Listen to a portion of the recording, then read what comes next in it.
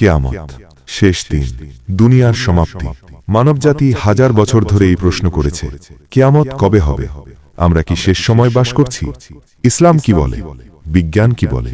আজকের এই ভিডিওতে আমরা আলোচনা করব কিয়ামত কখন হবে, কিয়ামতের বড় ও ছোট আলামত, বর্তমান পৃথিবীর অবস্থা, ইসলাম ও বিজ্ঞানের তুলনামূলক বিশ্লেষণ। চলুন শুরু করি। কোরআনে আল্লাহ বলেন, কিয়ামতের জ্ঞান একমাত্র তার কাছেই। তারা আপনাকে জিজ্ঞেস করে, কিয়ামত কখন হবে? বলুন, এর জ্ঞান আমার রবের কাছেই। সূরা আরাফ। মুহাম্মদ সাল্লাল্লাহু আলাইহি ওয়াসাল্লামকে জিজ্ঞেস করা হয়েছিল কিয়ামত কবে হবে। তিনি বলেন, প্রশ্নকৃত ব্যক্তি প্রশ্নকারীর চেয়ে বেশি জানে না, অর্থাৎ সুনির্দিষ্ট সময় কেউ জানে না। ছোট আলামত।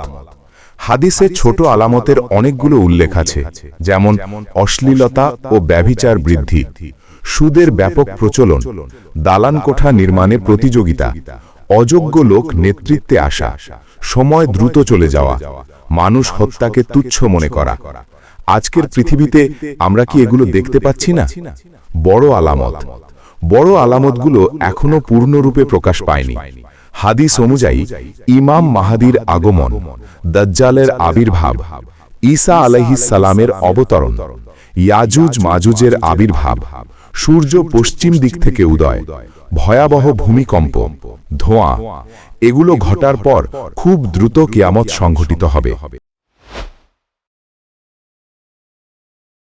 আজকের বিশ্বে আমরা দেখছি জলবায়ু পরিবর্তন, বিশ্বযুদ্ধের আশঙ্কা, নৈতিক অবক্ষয়, প্রযুক্তির ভয়ঙ্কর অপব্যবহার, পারমাণবিক অস্ত্র ভাণ্ডার।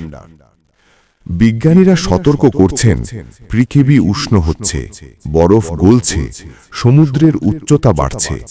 কিন্তু প্রশ্ন হল, এগুলো কি কিয়ামতের সরাসরি আলামত? ইসলাম অনুযায়ী এগুলো পরীক্ষা, কিন্তু চূড়ান্ত কিয়ামতের বড় আলামত এখনো সম্পূর্ণভাবে প্রকাশ পায়নি। বিজ্ঞানের আলোকে পৃথিবীর শেষ।